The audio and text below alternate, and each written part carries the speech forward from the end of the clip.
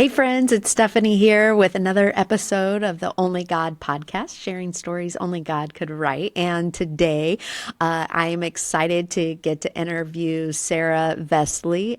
She is one of my mentees and has been in my life for probably 5+ years, which is so cool.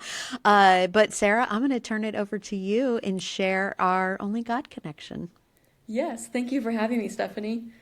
So it started probably like you said, like 5 years ago. I was joking with my dad on New Year's Eve how I'm gonna like write this book because I was like, why not? And then that night, I actually started to like write a book because I was like, if I did write a book, what would it be about? And I chose like faith because that's like what I knew most about at the time because I was 15 years old. And 15 years, like 15-year-olds aren't the smartest. They don't know a lot of stuff. And so I started writing it, and I walked up to him one day, and I was like, I kind of like wrote a book, I think. Like, I'm not really sure if it's a book yet or not. And he was like, okay. Like, he didn't know how to react because what do you do when your kid comes up to you and says that? And then he came home for lunch one day, and he was like, okay, there's this girl I know from work. Her name is Stephanie Jones. She said she would love to meet with you and like walk you through this process. And she's published, I think it was like 9 books at the time. And I was like, that's a lot of books. So I was like, okay, let's go meet. So we went to a little cafe downtown and we met. And this is the only God part, I think. That whole day, I was like, I kind of want to tell her that I have like a stomach ache. I don't really want to go. I'm kind of scared because as a 15-year-old, seeing someone who has published 9 books and they're all like great books, it's like intimidating. Because it's like, is she even going to say this is a good book? Is she going to be like, why did you even think this was good to give to me? Like all these things like ran through my head. And that's kind of when I realized that you have to choose obedience over comfort. And where it's like, if I'm meant to go, I'm meant to go. If she says no, like it's okay. And then we went and we met, and you were so kind to me. And it just like, I felt like you listened to me as like a person, not just like a client, I guess. It was like you wanted to get to like know me. And so that's how it started. Wonderful. Well, you've shared so many things that I think are cool. I do want to make one correction. I probably didn't have 9 books. Maybe I had 6 or something like that. It seems like it though, right? Yeah. And I want to like the listener out there. It's so important what you said is I think a lot of time God does open a door for us, an opportunity. And even before that, like I want to say to the parent out there of like your dad, I can remember he approached me. We were Mhm. on the board of directors for the community foundation, and he's like, hey, I've got a daughter. She's 15 years old and she says she's written a book. Like, I don't know how to help her. Would you be willing to meet? And so I think parents, like, be courageous, listen to your children, even if it seems like a little crazy idea. And if you have a connection, be willing to use your connection. Don't stop and tell yourself a story. Like your dad could have easily been like, yeah, Stephanie doesn't have time. She's not going Yeah. to meet with her, like whatever. I think a lot of times we tell stories. And so, one, like, I love that your dad approached me. And then, two is like you said, and this is for anybody, you were 15 at the time, but Mhm. I think it's anybody when God, like, gives us a calling or something that's scary is the devil does, I feel like, immediately start quipping in our heads. And the hardest thing is to show up. And I'm grateful that you showed up. Now, do you Mhm. remember when you showed up? I think this is an important part of the story because where we are today, you're 19, getting ready to go on 20 here soon, Mhm. is like, what did I tell you and what did you do?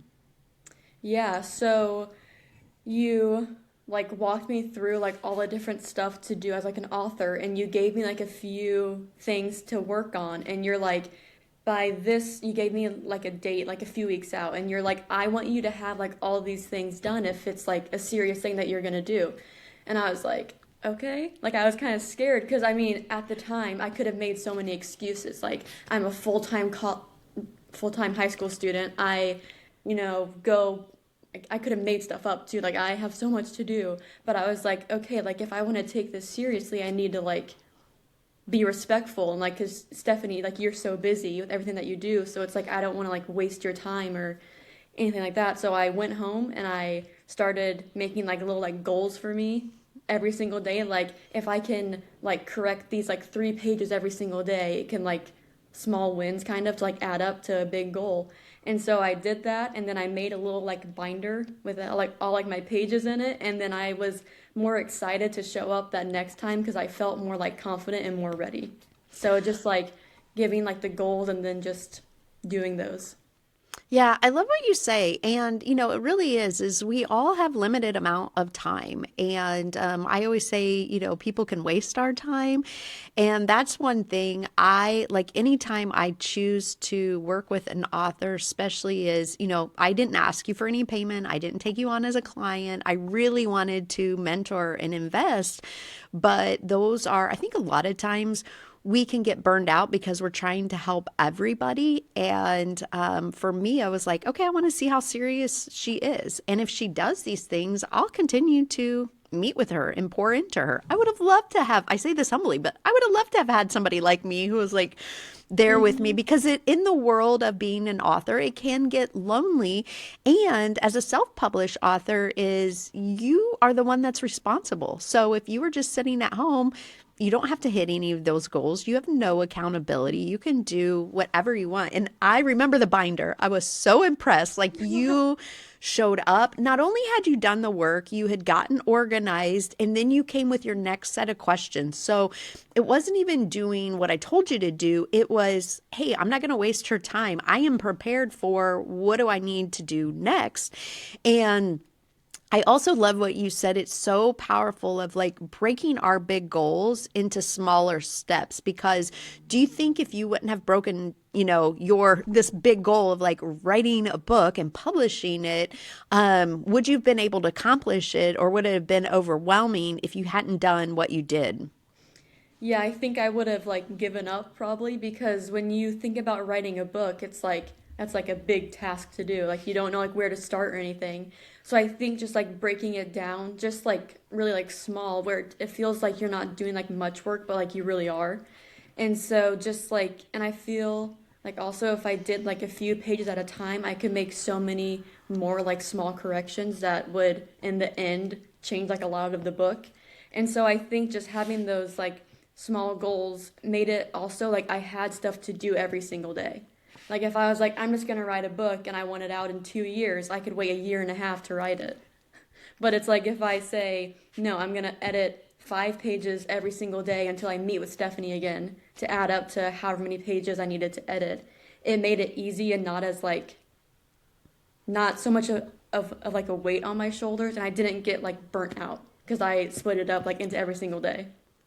I love that because there's a book called The Compound Effect, and it's one of my favorite books. And the reason why I love that is because it teaches you the power of doing exactly what you did is, taking this big goal. It's why so many people say, I want to write a book, but they never write a book because it seems too overwhelming. And what you did is, okay, I'm going to do 5 days, but the power of, 5 pages a day, one is my guess is some days you did more than that.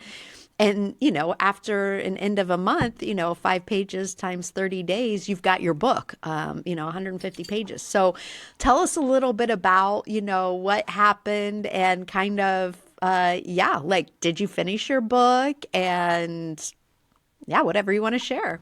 Yes, I did finish my book. I have it right here. This is the book. Yes. Um, and sometimes this is like a side note. Some days like I'll look at it and be like, I wrote a book. Like that's crazy. I'm like, I can't believe I did that.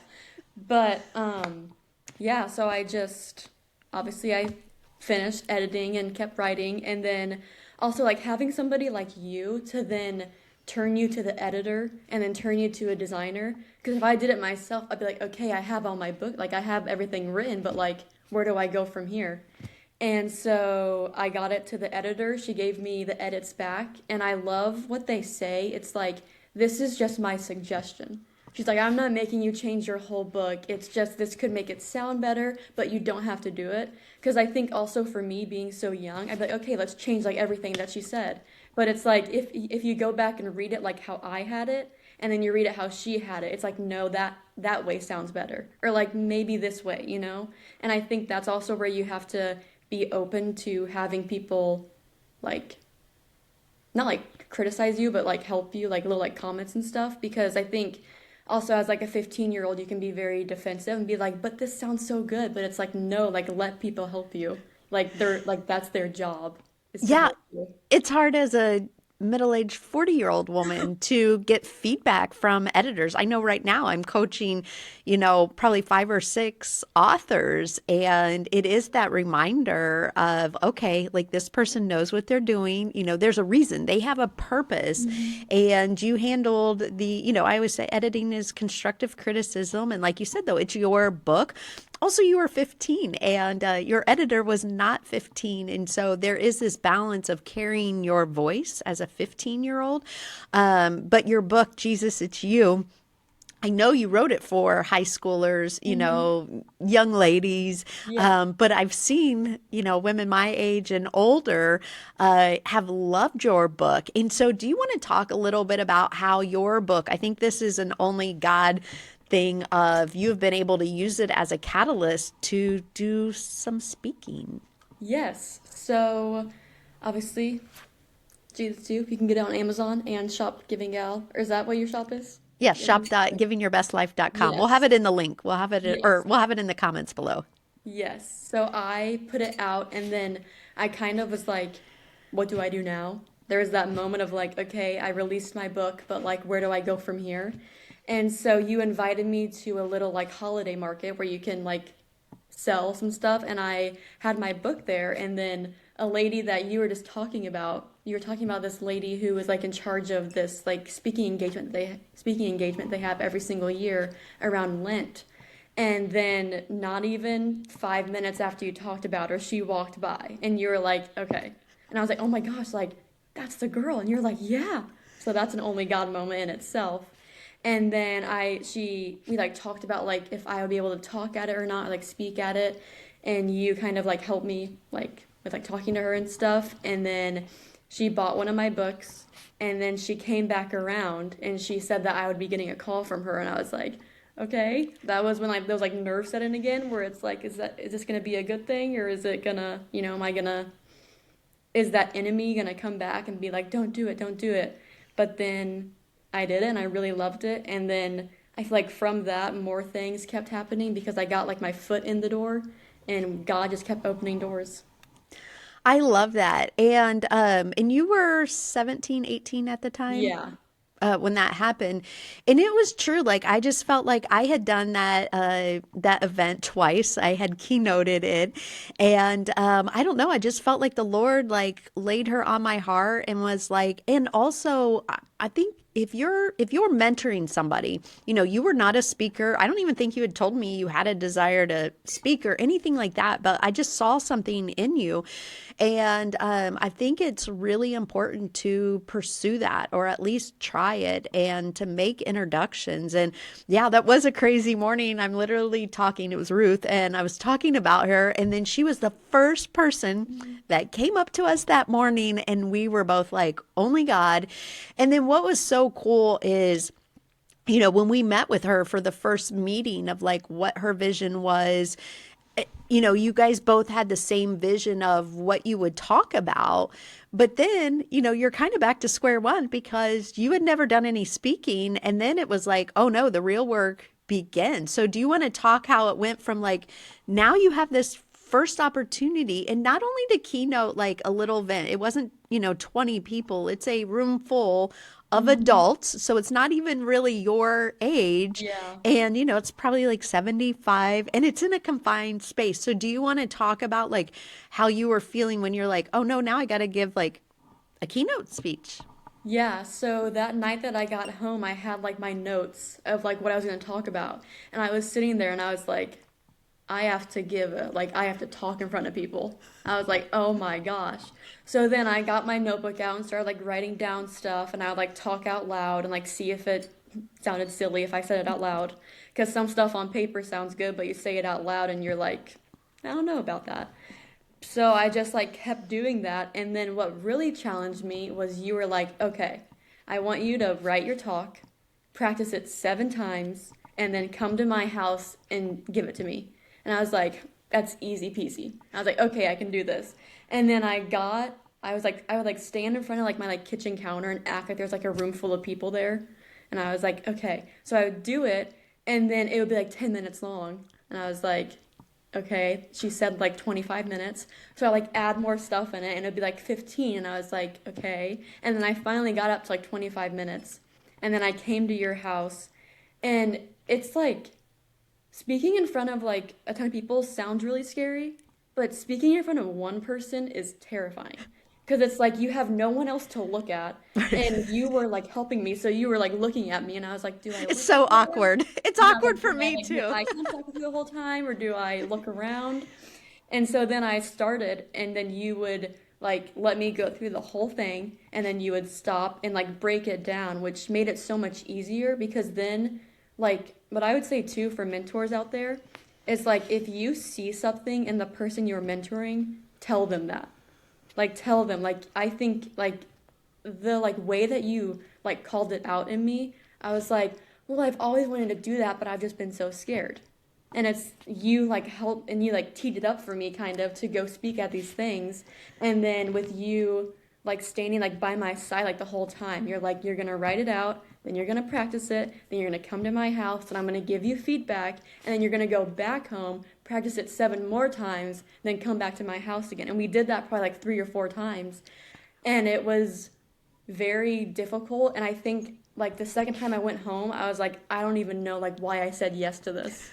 I was like, why did I say I would do this? And then That's again, when the devil starts quipping in your yes. ear because you, as soon as you get a little confidence, then it's Hmm. almost like that resistant comes in and you're like, what am I doing? And Yes. people quit, a lot of people quit right where you were at because it's like, oh no, this is still a lot of work. And I think that's the one thing that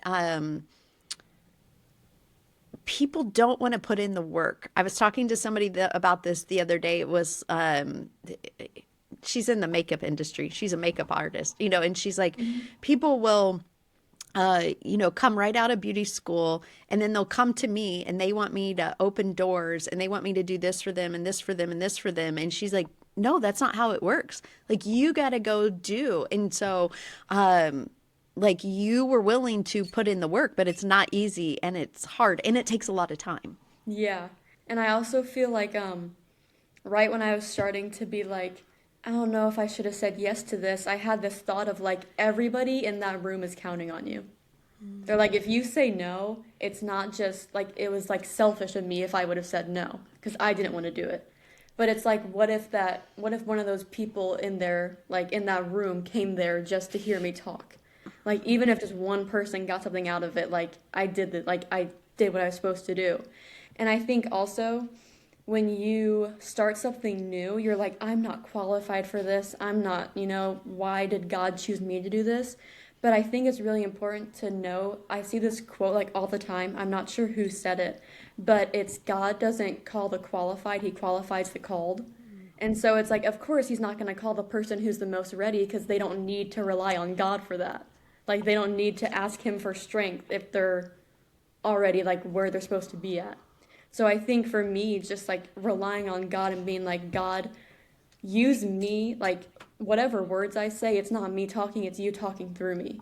So just like give me the words. And then after that, I had like, I feel like you even saw me too. Like my like confidence went up. Every time I came to your house, I was standing more like tall and my shoulders were back. And I was like, I can do this now because I know it's not me who's talking, which was a really cool thing for me to experience. And I don't want to speak for you, but I feel like maybe as a mentor, like seeing the person that you do mentor, like rise to the occasion.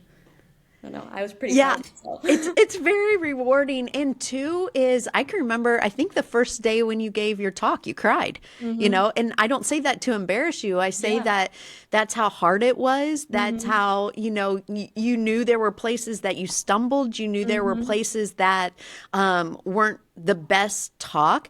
But it is that vulnerability, and those are the things that we have to work through. I think the other thing I noticed with you, and you're right, like every time you came, but because you did the work and you got to see this is what it looks like when God calls me to do something and I rely upon him and not myself. My confidence is from him, not Mm-hmm. from me. But you would also bring your Bible with you.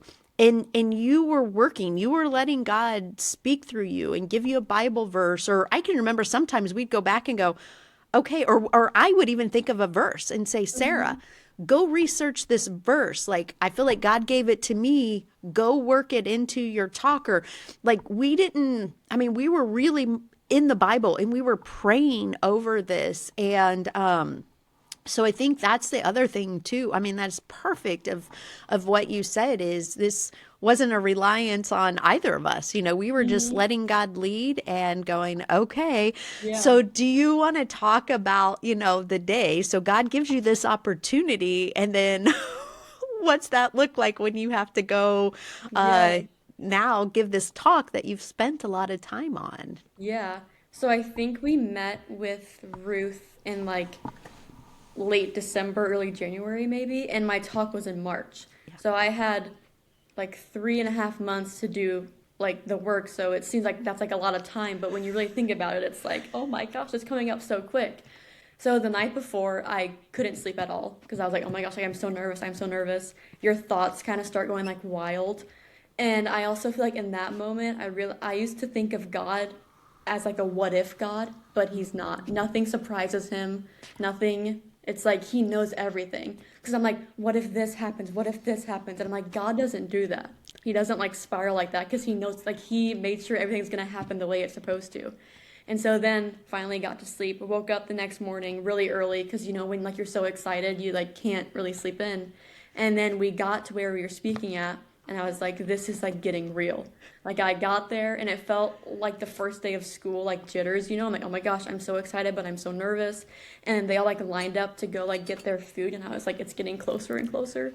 And then I was so like terrified, honestly, is like the word that I would use. And you came and you just like prayed over me, and it was just like every fear I had just like left. And I was like, okay, like I think I might be able to do this. And then I walked up there, they introduced me, and I was just like standing there like awkwardly because I was like, I don't know what to do. And then I got up to the podium and I was like, Lord, whatever you want me to say. If I have to change my whole entire talk, just let me say what you want to say. And I started talking. I like stumbled through like the first little bit of it, and then I got like my confidence and I finished it. But I remember looking out in the crowd, I guess you could say, at like the tables, and I saw a few people start to like cry as I was talking.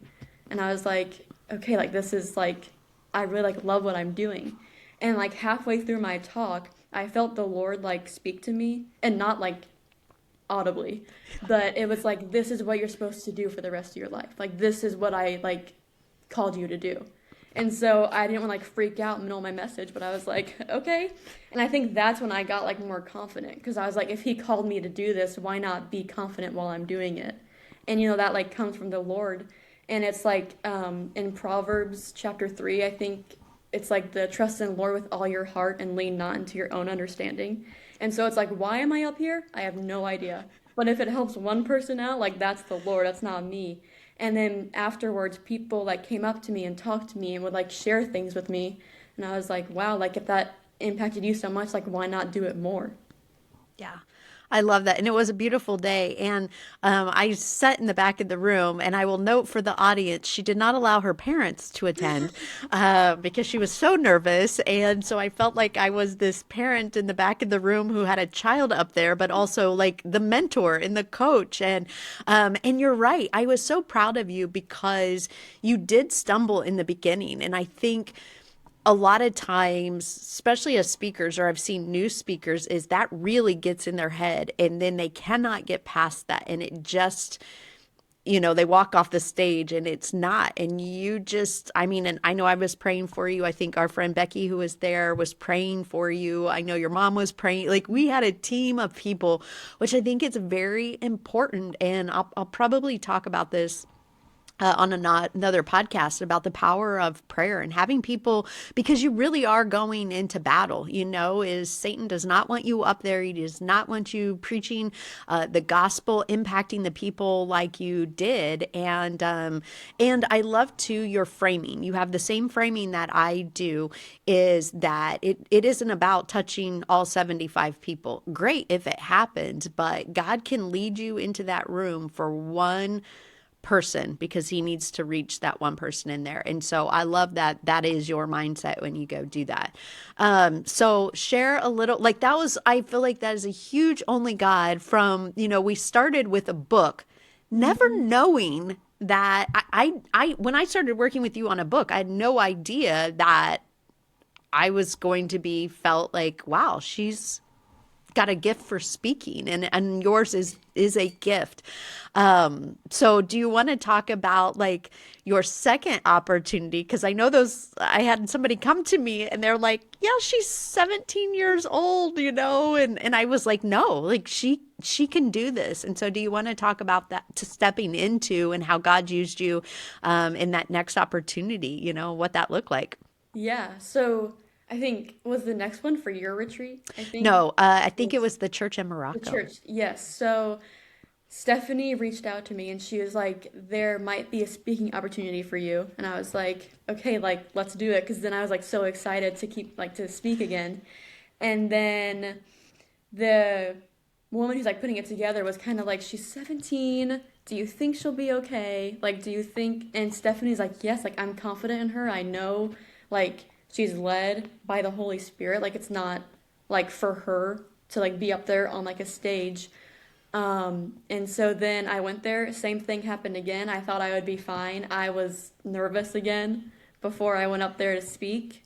And then they had like a lunch before and I couldn't eat anything because I was so nervous. And I was like, okay, like I'm just like gonna go and like get ready. So I went there, I got ready, I prayed, and then I like in my mind, I was like, if Stephanie was here, what would she pray over me? And I just like said that out loud. Because I was like, that helps so much when we were at the first one. Because it was just like everything just like went away, all my worries. So I prayed that again, then I got confident, then I went up there. And again, the same thing happened where it's like I saw maybe like two or three people that I kept making eye contact with because they would like lean forward or they would like start like crying or they would like really like just like look at me in like a way that was like I'm really listening to what you're saying. And so I would like look at them and then it would like almost like make me cry because it's like a beautiful like connection that's happening where it's like we both know that this is like something bigger than like both of us that's like happening in this room right It's now. only God, right? It's only God. And then I finished that talk and they were like, "You're only 17?" And I was like, "Yeah." I was like, "I don't know what to say." I'm like, "Yeah." And then I love that talk so much because I kind of changed it because also going back to the first one, I wrote the first talk I gave to you at your house when I was practicing was for like people my age. And you're like, the people that are going to be there are a little bit older. And I was like, okay, so then that's something too. It's like you have to think about like your audience. Yes. And like me being 17 at the time, I was like, I don't know how to think like that. Like I'm just like a teenager. I don't know how to. So then again, that's like relying on God to like give you the right words at the right times. What I love too about this whole thing is, I had spoken to those women, and, so you do earn their trust, but you also have to be willing to go, okay, I'm going to go out on a limb and say, like, no, like Sarah's going to show up and she's going to do a good job. And I just love how, God used you that day and they loved you. I mean, I got a text pretty much immediately, like, okay, like, thank you for referring her.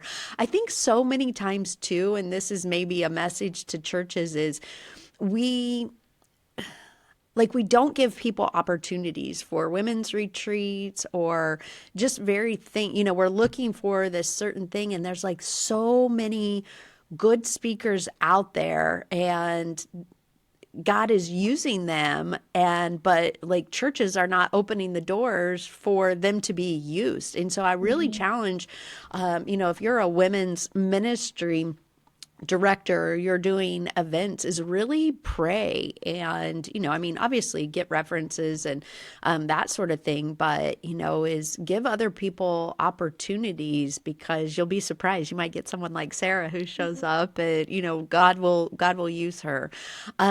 So you've done some speaking. Do you want to talk about so not only did you write a first book, you kind of got that little itch of like, oh, wait, maybe I'm going to be an author, but not, choosing not to go to college at that time. And how was that for you when all your friends are doing that? Yeah, it was definitely hard. And I think, the enemy loves to attack that, where it's like something's different about you. They're just like, gonna like hammer that down. And so I feel like my like not normal path was like what the enemy just loved to like remind me of every single day, where it would be like, you're behind in life. Like you're not where they are. You're not where they are. You're still living at your parents' house.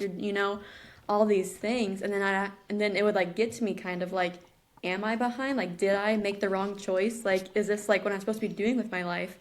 And I think again that like what if spiral, where like if you start to like say like one what if, you're gonna get to like 10 really fast, and then you're like, oh my gosh, like what even is my life anymore? Like it just goes so fast. And I think, like the enemy loves to just be an enemy. Like he loves when he's winning. And so then after that, I was kind of just like praying. I was like, Lord, like use me like where I am right now. And so then I got like, okay, like this is where I'm supposed to be because this is where he has me. Like if I was meant to be in college, I would be in college right now, Right. but I'm not. So don't play that what if game.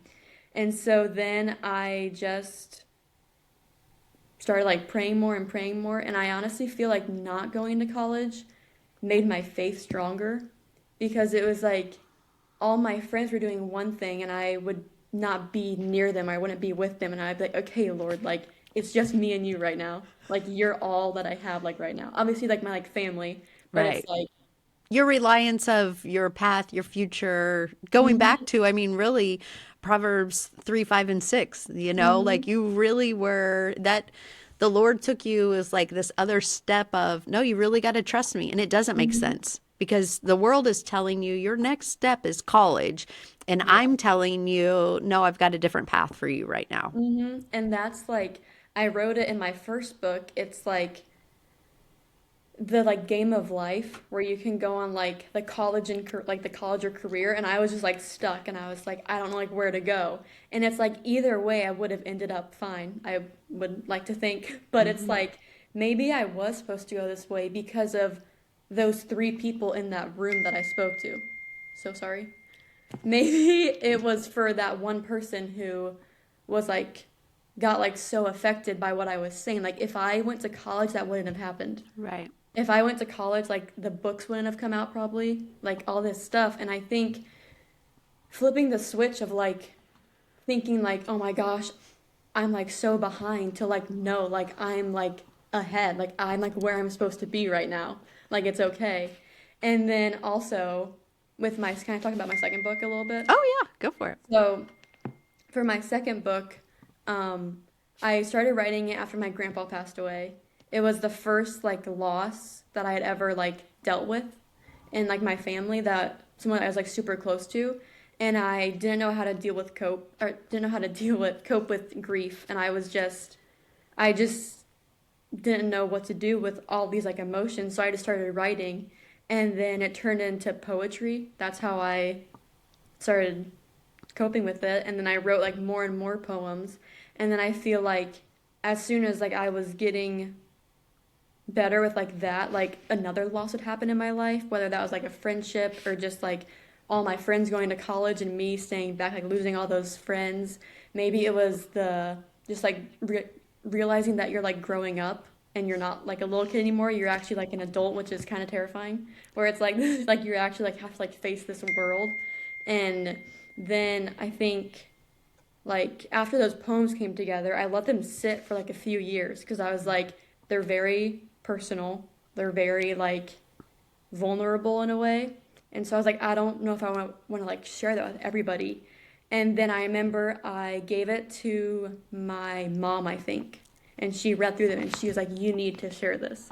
She was like, because if you're going through it, someone else is as well, and they don't know how to deal with it. So I was Right. like, okay. So then we put them together, and then I was like, Stephanie, I have a second book. And then you took me under your wing again, and it was the second time that we did it.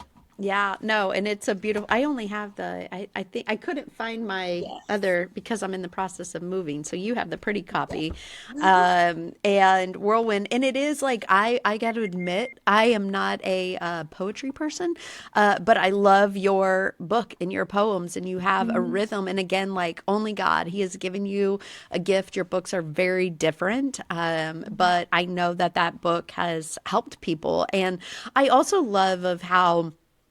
I feel like God laid it on your heart is grief shows up in many ways. It's not just a loss of somebody physically here on earth. And, like some of your stories, like you said, are very personal, but some of it's friendships. And we do lose friendships and we have to grieve those. And so Mhm. I love that. I want to move to, so the other cool thing of us working together, one of the things that I feel like was only God, and I'll be very transparent, I've not gotten this out of the world, but my friend Mike Bellini and I, who did Uncommon Prayers together, and Mike's been on the podcast, so go listen to his episode. He and I talked for months about college students and pouring into college students and something there, and I hadn't told you about that. You, I think, showed up at my house one day and you had done some survey, and I felt like that was another only God moment. So do you want to talk about that a little bit? Yeah, so I made this like survey for like all my friends who are in college because I think that's when I was starting to write my third book. And I was like, I want to write it so people like for like what people like need in their lives. So I sent it to like all my friends and they were all college age girls. And so I like sent it to them and they all responded. And then I showed up to your house and you talked about that. And I was like, this is so crazy. I just sent out a survey to all these girls and we went through like all the answers and we went through like what they needed most and like what they are feeling like and how college is hard like if they weren't at like a Christian college because it's not really like cool to be like a follower when you're in like a big college. And then you were like, well, this is even crazier because me and Mike Bellini were talking. And then we started talking about maybe making like a Bible study over the summer for college age girls. And then you would show up every single week and you would make like I still have all like the papers that you would give us because they would ask some like tough questions where you're like you have to sit back and be like, whoa, like how am I living my life? Is the way I'm living my life like leading to where I want to be? Like it would be like those like heavy questions kind of. And then some of them would be like more like fun and lighthearted. But it was like, whoa. And then what I love most about the Bible study, it's like the community that it created because I mean, we just over like Christmas, we all got together again at your house, and it's like everyone is still like so close, and like we have like a group chat. People like will like reach out, they need like a prayer, or if they're like, how can I like pray for you during this time, or like how can I help you? And so I think just like finding a community as well is so important in your walk with the Lord, because it's like if you're around people who live like worldly, you're gonna probably be more likely to like stray towards that path. You're But going to if be you're like the like world. When you live in the world, you're like the world. yeah, and then if you're around people who are in the Word every day, who are led by the Holy Spirit, who truly like love Jesus, you're gonna talk about him more. Because when you're with your friends who are more worldly, it's kind of weird to bring up Jesus. Like it's like, hey, can I talk about him for a second? And they're like, you still believe in that? And it's like, yes, I do. And so just having those girls that are like sisters, like they truly they like care for you, and then we would like share things, and we would like later like cry about them together, and like laugh together, and just like it was so lovely because it all started because only God. Yeah, and I think, the important lesson about that is I didn't set out that summer to start a Bible study for college girls in my basement around the table on Wednesday mornings at like 8 a.m. Like that was not my agenda. But if you kind of going back, if you are letting God lead and things show up and I mean, that was my prayer was, when you showed me that and we were talking about it, and I think I just said, like, text them and see if they want to do a Bible study. And I would have been like, if everybody said no, they don't want to, then that would have been it. But we had, on some days, I think it was like 10 girls that would Mhm. show up at 8 o'clock in the morning on Wednesday. And it was like, okay, God, like, what are your priorities in life? And it would have been really easy for me to go, I'm working, I got projects to do. And it's like, no, what is more important, Mhm. besides my relationship with Christ, my family, and my friends, of pouring into these college girls? And what was so cool to see God work is some of those girls were like, I prayed for this community. And so whenever you feel like God calling you to do something, even if it isn't on your agenda or what you want, it's like it might be an answer to someone's prayer. And that, I think there were a couple girls who said that. And I was like, oh my gosh, I'm so glad that I was obedient and you were obedient from serving and, really staying connected with your Mhm. friends that they had gone off to college. And like you said, it's been beautiful. And also, though, is one thing that I think was difficult for all of you is I would make you girls pray out loud. And well, I'll let you speak on that of like making you pray out loud because I know that is difficult, but I also saw it come up in multiple times with you girls outside of, the house where you had opportunities to pray for people. Yeah, so at the beginning of every Bible study, Stephanie would be like, "Who's praying?" And we're all like, "Oh, I don't know. Not me, like please don't call on me." And then like nobody would like raise their hand, which is like back in like high school, like when like you wouldn't raise your hand, the teacher would do like the cold call. And you're like, "Please don't say my name." Because it's like we all talked about this one day because it's like you don't want to like mess up, but like you can't mess up when you're praying. Like you're just talking to the Lord. Like how cool is that? You can just like talk to him. And so I think around probably like week like 5, it was like probably like to the end, nobody would be like, I'll pray. Because then after like 5 minutes, someone would be like, I guess I will. Mm-hmm. Like because the first time you prayed and it was like, okay, like this is good. And then the like second time, you're like, who's gonna pray? And we're all like, what? Like we thought you were gonna pray this whole time. And so then you told us a story about if you want to get into it, I don't remember like the like exact details, but how you prayed for someone and like their child. And then after that, I think we were like, whoa, like the power of prayer like is so real and like you have to be bold to do that.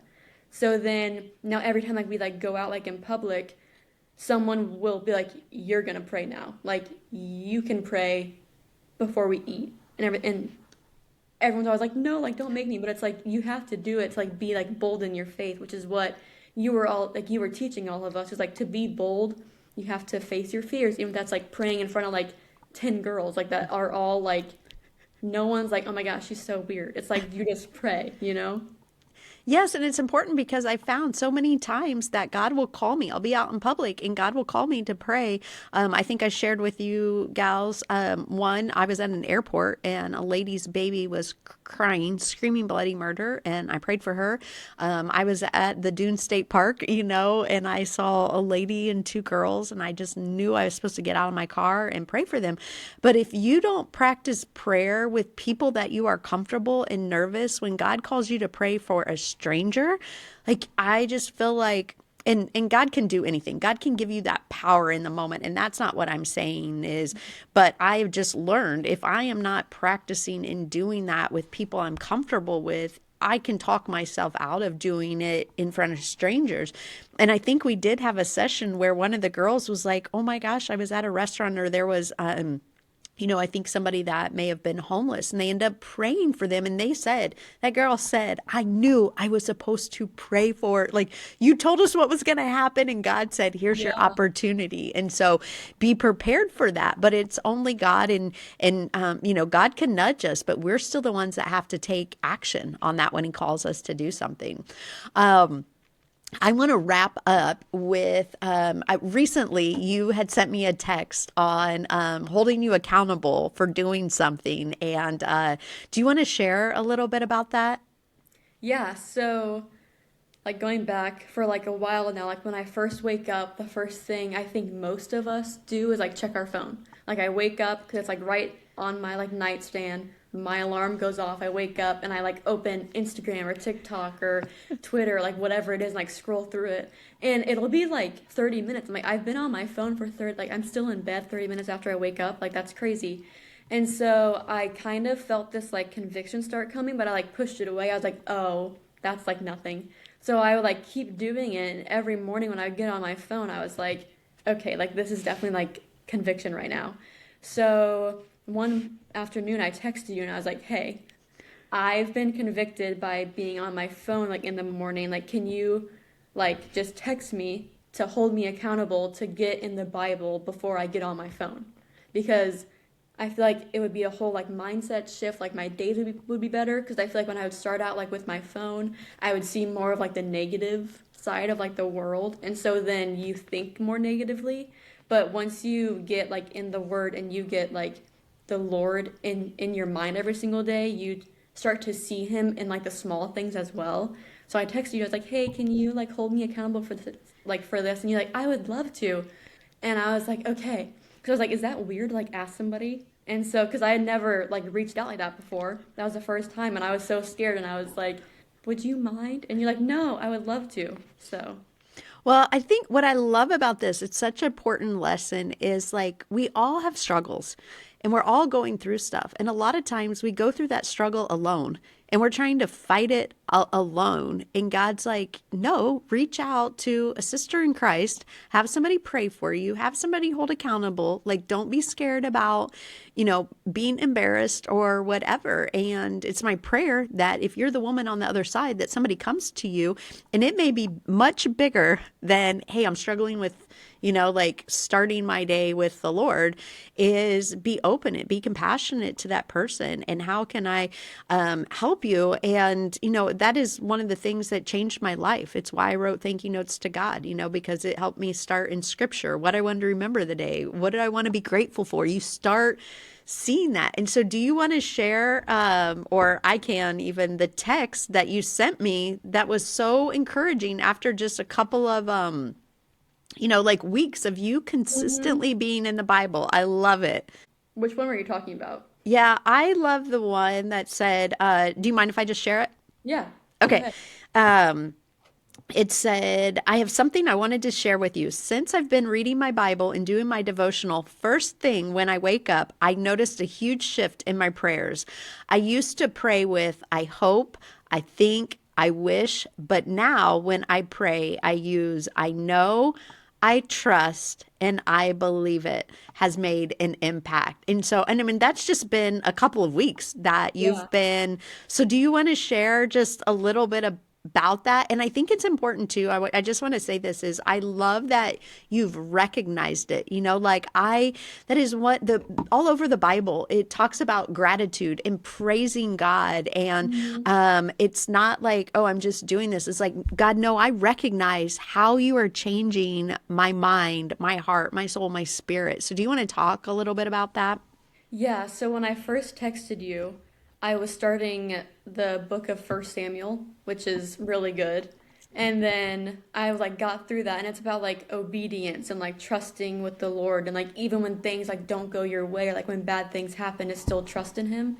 And I feel like I would notice because I had a prayer journal, and I looked back at it whenever I sent that text, and I was like, I hope like this happens, or I wish you would do this, or I just hoped that this would happen. But that's more of like a you don't fully trust me kind of thing. I feel like, so I like looked back and I was like, man, like I was living like I fully trusted God, and I was living, with being a Christian author and speaker, people look at you and think that you like 100% trust the Lord, all this stuff. And I was like, man, like I'm just like hoping things happen and I'm wishing things happen, but I'm not like trusting it and I'm not like fully like believing it. And then so after that, I was cleaning out my closet and I found what you gave me, the the dollar bill, like to like Oh, yeah. trust him like $100 bill. 100%. Yeah. So I was like, what is this from? And I was like, oh my gosh, it's to trust God 100%. And she told me not to give it to anybody until I fully trusted him. And apparently I haven't given it to anybody. And so then after that, I was like, I like fully trust him now because I think it's so easy to like look at somebody else and be like, well, they pray like this or they use this in their prayers, but it's like it's your own prayer life. Like it's what you're praying to him. And so I think just like reading the Bible every morning, it's like this is real. Like this is the word of God that we get to read. Like that's so cool to me. And so then after that, I was like the like stories that I would read in like First Samuel, I'm like David went through all of this and he still trusted God. Like David had all this happen to him and he was so certain on things, but the first thing he would do was to pray. Like after everything he would pray, even if he was like the most certain he'd ever been in his life, he still went to God for prayer. And so it's like after that, it was like I believe, I trust, and it's just like it was so cool to like see that shift. And I was like, it wasn't something that I had never thought I would like notice, like how I pray. But I was like looking back and I was like, man, like I feel like my faith has like matured a lot. Yeah, and well, I love that. And there is, I mean, it does not take long to for God to start working on your heart and your mind and your spirit. And it's something though is we've got to be like consistent, and not that God like this isn't legalistic, but it does show you is it is about a relationship. It's not about rules. It's not about laws. It's no, you're building a relationship with God. And when you build a deeper and stronger relationship and you get to know him, you can hear his voice. You silence the distraction so you know where he's calling you or what he's asking you to do. And then like you said is you have been building up in the trust, so then when he calls you to go do something that you're like, oh my gosh, I'm going to do what? Write a devotional, which you're Hmm. working on right now, or go Yeah. speak here. You're like, okay, God, I trust you and I'm going to be in the word, and God in the word. It's so important to be in the word because then God uses the people in the Bible to remind us of like, if God did this for David, he can do it for you, like, and so anyways, I love that. And I wanted you to share that because I do think it's so important that if you are not in the word and that's not how you're, starting your day or ending your day or whatever, like God, and you're wanting God to move in your life, but you're not moving. And it's not to say that he's not going to move. He doesn't need you to move for him to move, but it's just like, yeah, you will start to see so many changes in your life. As we wrap up today, is there anything else that you want to say? Or is there anything that I didn't mention that you want to share? Um, I don't think so. I think one thing though that has changed for me since praying a lot is like I will end my prayers now with if not, you are still good. Because I used to think whatever I pray would happen. Like whatever I ask God to do, he will fulfill it in like 24, 48 hours, like whatever it was. And it's like no, God's like not a genie in a bottle. exactly. And I was like, who am I to think that? Like who am I to think that the savior of the world's gonna do stuff at the snap of my fingertips? Because that's just like so like humbling yourself enough to be like, if this is your will, let it happen. But if it's not, like if not, you are still good. So then just like ending my prayers with that, because then it's like fully trusting him too. Like if this doesn't happen, you are still the savior of the world. You are still my savior. You are still Jesus Christ. Like those things don't come away for him just because he answers no to a prayer. Right. And the no is the best answer. He knows better than you. Like you Hmm. said earlier, is he goes before us. And I think that's important sometimes when we're doing something scary that the Lord calls us to do is to pause. I think about that every stage I step on, the scarier stages or the bigger stages or the audience. I'm like, what the heck am I doing here? It's to pause and go, wait, God led me here and he's gone before me. And, it's by only God that I'm going to be able to step out there and give a message. And I've seen you do that beautifully throughout your life. And I hope you continue to do so. So I want to thank the audience for listening to this Only God episode with Sarah Vessely. Hey, friends, thank you for joining me today on the Only God podcast. I hope today's story encouraged your faith and reminded you that God is still writing our stories each and every day. If you were inspired by this episode, please share, subscribe, and tell a friend. And to stay connected with me and find out about all my books and resources and events, go to shineforwardcreative.com. Have a fabulous day.